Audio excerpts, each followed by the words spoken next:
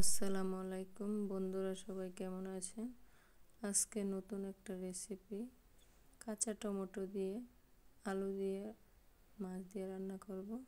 সবাই দেখবেন, ভালো লাগলে লাইক সাবস্ক্রাইব করে আমার পাশে থাকবেন। আমি কমেন্ট দেখে অবশ্যই ব্রেক করে দেব।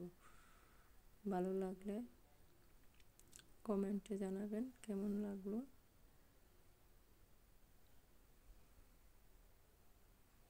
টমেটোগুলো ধুয়ে ভালোভাবে কেটে নিলাম 2 ভাগ করে। আলুগুলো ভাজি করে নেব।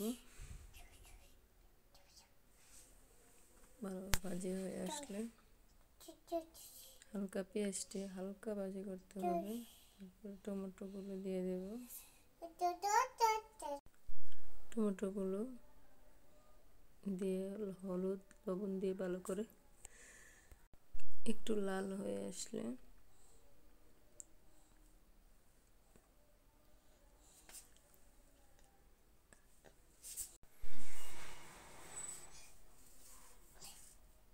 ভাজি করে উল্টে দিলাম। ভাজি হয়ে আসলে আলু টমেটো একসাথে একটু পানি দিয়ে দিব।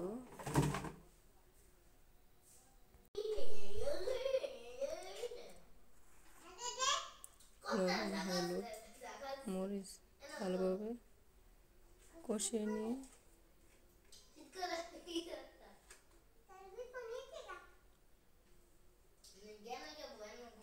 সিদ্ধ হয়ে আসলে মাছ দিয়ে দিব।